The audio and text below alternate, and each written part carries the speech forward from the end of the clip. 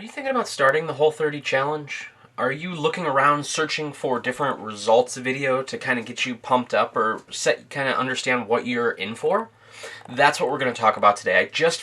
My wife and I just finished up the Whole30, and in this video I want to share our results as well as the 5 key takeaways that we learned from doing the Whole30.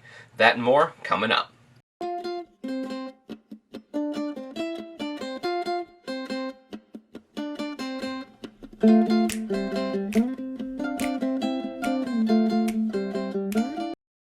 Hello, my name is TJ Houston and welcome to Fit for the Road. On this channel I talk about all things fitness and wellness and really just document my journey. About 18 months ago I started down a weight loss journey after being what I would call the fat kid my entire life. I was always overweight. I always struggled with having a few extra pounds, and about 2 years ago we were on a cruise, and the cruise director he was like super buff and dreamy, and I was winning the hairiest man competition. So it was at that point that I was like, hey, I need to make a change. And that's where this kind of Fit for the Road thing came in, because each and every week on my podcast, I was holding myself accountable to my weight loss goals. So now I've extended into video. So if you need help or you need inspiration or you have questions on anything weight loss or fitness related, that's what this channel is here for. So today's video is talking about the Whole30. So if you've watched my previous few videos, about 4 or 5 videos that I've done on the channel, which I'll link up top, I've been talking a lot about the Whole30 because that's what my wife and I have been going through. I've been talking about, the positives, the negatives, and kind of our experience along the way. So now that we wrapped it up, 2 days ago on Friday, we wrapped it up. We're done with the Whole30, and our Whole30 was a little bit different, and I'll get to that in a minute, but the Whole30 is meant to be kind of a reset for your body. So if you notice any, inflammation, or you notice you're not sleeping well, things like that, really just to get a better relationship with food. That's what the Whole30 is about. And again, there are several videos out there, several resources. My last video talked about a ton of resources that are available for people getting started with the Whole30. So I don't want to really harp on that, but note that the Whole30 is a diet and that you pull, a lot of things out of your diet and then slowly kind of bring them back in. But for us, our Whole30 challenge was more of just a reset. All we wanted to do was eat clean for 30 days. We're not even going into like the reintroduction or anything like that. We just wanted to do kind of a modified Whole30, if you will, where we ate clean. We've followed a very strict guidelines as far as, what the Whole30 is about and what you can and cannot eat, but we're not doing like the reintroduction. I'm actually back to Weight Watchers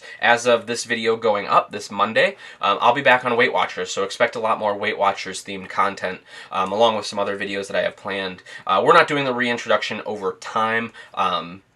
That's not what we set out to do. We really just wanted that clean reset during the COVID-19. So in this video, I'm going to share kind of our results and what we went through and what our bodies, kind of the changes that occurred within our bodies.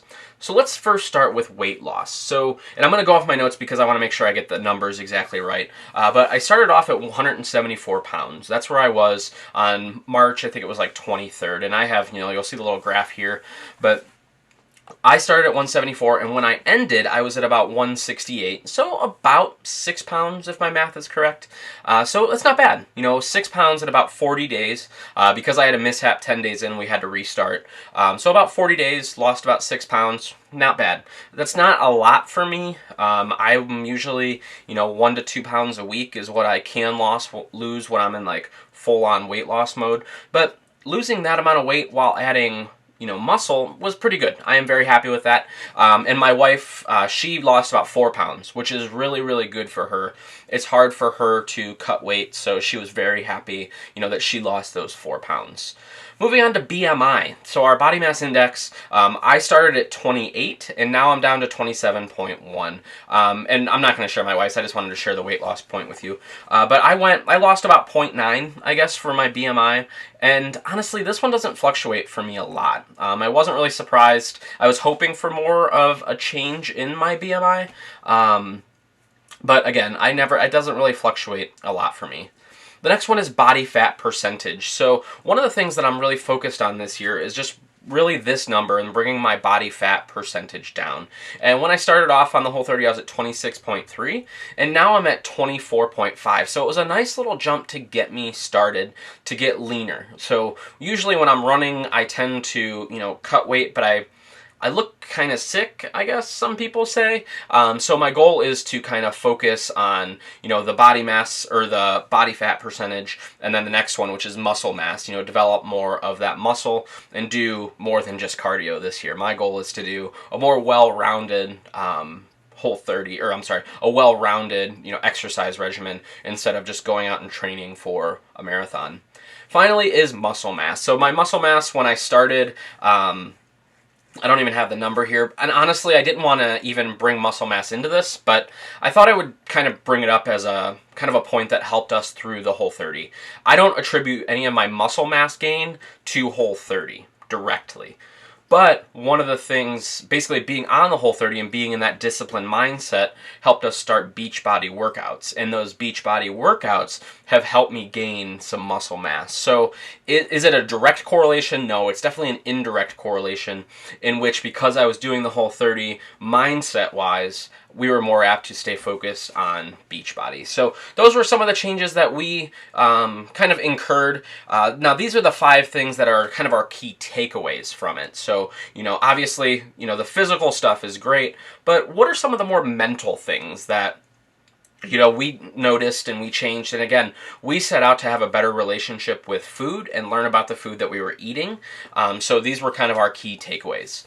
The first one is you can have quantity and quality. This was an interesting one that we were talking about over breakfast this morning. The Whole30 is designed to, A, not count calories, you're not allowed to get on the scale for 30 days, and you're really just to eat until you're satiated, until you're full, and you're teaching your body, basically retraining your body and putting it into a place where it gets used to eating at these times and being full. So what was great is, when we were eating all these clean foods before on a more, calorie restricted or caloric restriction, you're portioning very much, small portions here and there, and then when you're done, you're probably hungry, a little hungrier. And what was great about Whole30 is, there was none of that. We could have quality food, good quality whole food, and it didn't really matter as much, how much we had. So that was one thing that we really enjoyed, and it kind of taught us, like, okay, as long as we're eating the good stuff and we're not binge eating potato chips, we're eating, healthy greens and healthy vegetables and, clean meats and stuff like that, that's okay to eat enough until you're full. Where you run into issues is when you're portioning and you're doing portion control and then you're still hungry and then you find yourself at 9 o'clock in the freezer grabbing that mint chocolate chip ice cream. So that was one of the great things, was we could have quantity and quality. Number 2 is there is sugar in almost everything. It was really difficult to find things that didn't have sugar, or they didn't have some other ingredient that was not Whole30 approved. So, whether that's a nitrate, whether that is, soy, whether that was sugar, and all the crazy names they have for sugar, it really kind of retrained us on some of the stuff that we were eating.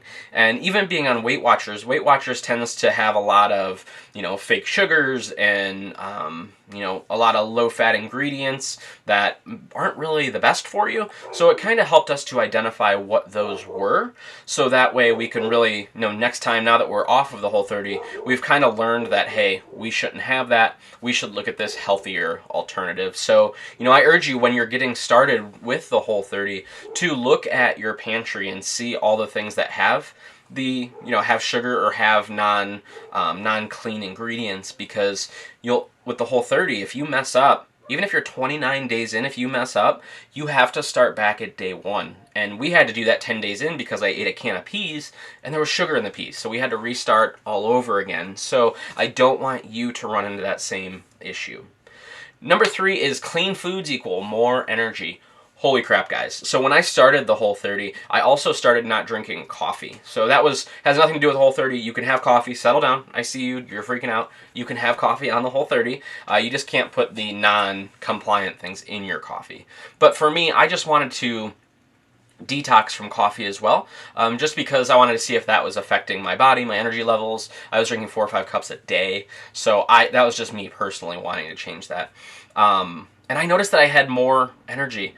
before I would go to bed at about 9:30, 10 o'clock, and I'd wake up at, 7, 7:30, even though my alarm would go off at 5:30, and I had good intentions, and sometimes I woke up then. With working from home, I was staying, later, or I was waking up later in the day, and I just wasn't happy with that because I wasn't getting things done, and I didn't feel like I was getting enough accomplished. So one thing that the Whole30 did was kind of give us all this energy. So we then stayed up till midnight, and then woke up at 7 every day to get our 7 hours of sleep. And honestly, that just revolutionized the amount of work I was able to get done. Before it would be like 9 o'clock, and then I would have an hour to kind of wind down. Now we went all the way up to 12, and then we passed out, went to bed, woke up at 7 with a ton of energy. So the Whole30, eating those clean foods, gave us a ton of energy. And that was our biggest takeaway that we really, really enjoyed from the Whole30, excuse me.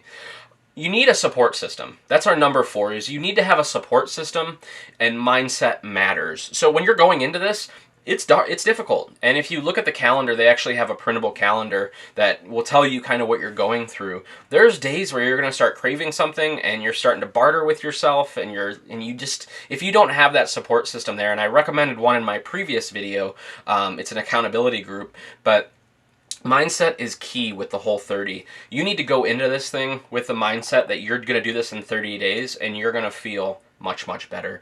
And honestly, I can't stress this enough. It is a discipline thing. If you can be disciplined in your eating, after the Whole30, you're going to feel like there's nothing that can stop you. That's how we felt. Like, if we could do this super restrictive diet for 30 days, there's nothing that can stop us. We can wake up and work out every day. We proved that. We can cook with whole foods, non-additives. We proved that. We can, and honestly, our moods we were kind of scared because sugar being pulled out, but honestly, there was no bickering, there was no fighting at home, and we were spending a lot more time at home because of the pandemic. So, our body, our hormones were very, very stable throughout the whole thing, and we had each other. What was great, we could hold each other accountable and make sure that we finished. And if you don't have that person that you're doing this, I urge you to find somebody. And if that's me, reach out. I will hold you accountable for those 30 days. I will act as your coach. I will be there for you to text, just like AA. I will be there. I'll be your sponsor to help you get through that Whole30, because it feels amazing once you get it done. And point number 5 is it can be expensive. That was one thing that we were spending a couple $100s a week on groceries. Now, that being said, I am an experimenter, so I like to try all different aspects of, all these different sauces, all these different, I love finding the things in the grocery store that are compliant. So our Whole30 experience was expensive because of that. Also, we discovered a vanilla almond butter that's like $10 a jar, and I remember leaving Target one time with 4 of them, so that's $40. So, that was our experience, but when you buy, the fresh fruit, the fresh vegetables, unless you can go to a farmer's market or find somewhere where that stuff is more affordable, it's going to be a little bit expensive. So just plan for that. It's worth it. I mean, for us, it was worth it to have the clean foods, to have the vegetables, and also because we were spending that money on it, we didn't have any leftovers, and we didn't eat, and we didn't really throw any food away during that time. I mean, there might have been a little bit of cauliflower that we threw away once, but because we spent that money on it, we made sure that we ate it. So those are our 5 kind of key takeaways. If I were to do one thing different next time we do a Whole30, because I can see us doing this again, especially around a January time frame where we're starting the year off fresh, one thing that we would do differently would be snacking. So